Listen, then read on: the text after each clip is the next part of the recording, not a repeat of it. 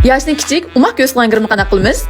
Mana o'sha grimni Linhonning qizlari emas, Julionning qizlari ajoyib yaxshi ko'rgan. Manda grimni qo'ysanglar, yeshinglar ham kichik ham umoq ko'rindi. Anaqda birlikda grimni o'rganaylik. Birinchi qadamda yuz terimizni yaxshi sutuqlashib boramiz, chunki bu hozir vaqtlarda terimiz oson quruqlashadigan may sig'maydigan ahvollar bor. Ishlatgan bo'lsa Melisaning teri asrash yurishiga grimdan burun yana uxlashdan burun ishlatsa. Ikkinchi qadamda bo'lsa oqartishmay o'tdik. Oqartishmaymiz bo'lsa, nayi o'jida chiqdi, hadidan ziyod quruq yoki hadidan ziyod suyuq emas. Mana o'sha grim cho'tkisida yoki qulonlarda yaxshi yeyib olgan ekan, andin bulut narsa urib sondirsanglar, miyanglar shunchalik payzala chiqdi. Bugun ishlatgan bo'lsa shanyabay.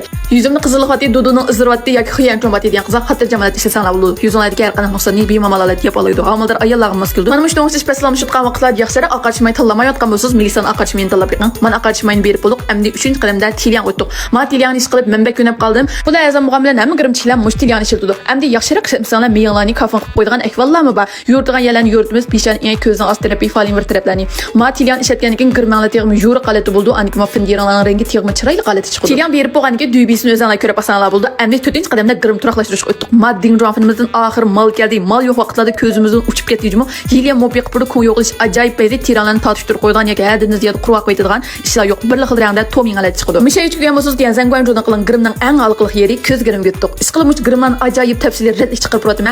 Tafsilli ko'z anglalam o'rganalaysizlar. Milisaning yangi pasi ichidagi sus qahvarani ilib ko'zimning old tarafiga C harfini chiqarib oldim. Musha Linho grimning Linhosi dal mana mishaydi. Ko'zning oldiga C harfini chiqarsiz, burunning qanshini pechat qilsiz, vosansiz. Linho grimning nimis payz chiqdi. Mana mush nuqtalarni payzi qilalg'ashqa. Burnimizning oldini yumaloq qalay chiqarib olamiz. Aniki o'tir bir talsiz sizaytimiz. Aniki mush cho'tkida azroq rangni yeyishtiramiz. Aniki bunini sal cho'ngroq cho'tkimizni ilib, mush ranglarni tekshi holatda yurran qo'yamiz. Endi buni qilsanglar sal qismatdek meynatek ko'rindi. Endi mush yeyin panachidagi oppoq oq tilyanni ilib lam bir yoritimiz. Grimning linhosi qaytadan keldi. Tilyanni oldik. Burnimizning uchiga, qanshirimizni to'piga, ko'zimizning oldidagi C harfining ichini to'shqizgan bo'lsak, wow, ish qilib grim ajoyib payz chiqdi.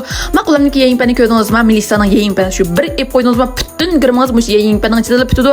Tilyan chiqdi, sho'ron chiqdi, sayxon chiqdi, govgon chiqdi, yeyin pani chiqdi. Ajoyib qo'lnishchalik yeyin. Yana mushdan ichidagi filsorani ilib lam sayxon bilan qapoq grimni birdekla qaytamiz. Shunchalik oddiy. Grim qapoq rangi bermay deb chapatatib o'tamaysizlar. Mush sayxon cho'tganlarni ilib diyan qilib ishki mang'izinglarga, qapog'inglarga, peshonning uch tarafiga, burnimizning uch tarafiga, eng taraflarni bir qo'l qizartib olamiz. Grimning qat'iy ta'siri yo'q, cho'qqim ushlab yiqinglar. Endi qash qalamni ravus ushlab qo'ygan keyin mush qishimizning yo'lini shucha yeshilmay qilib tal sizsizmiz. Qashni payz sizamayman degan qizlar eng oldin qash qalamlarni uchun payz ushlab olgan keyin qayt chiqinglar. O'zinglarga yarashadigan qashliqni cho'qim siza olasizlar. Men chiqqan grimlarni ko'rib, do'rab, o'rganib olgan qizlar bir o'rganib oldi, penunchi bir 6 raqamni yo'llab yiqinglar. Men bir ko'rib qo'y, qanchalik do'stlar mening grimimni yaxshi ko'rib o'rganib oldi ekan, shunchalik tafsili redlik qala chiqarib qo'yaman. Ish qilib qipaqay yo'lasanglar qilaysizlar. Endi sharji yanshansish bosqichga keldik. Menda qalam bilan bitirib qoldim. Ko'zimizning ost tarafini sal pastga e'g'an sengilgan holatda sizmiz. Andan keyin chutkida azroq rangini yuzan qo'yamiz. Cho'qim men sizlarga o'xshash usulda sizinglar.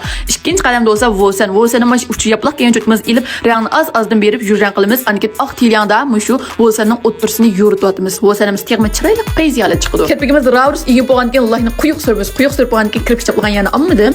Ko'zimning ost tarafiga kirpik chaplamay mush Allohni quyuqroq bilan berib o'tdim.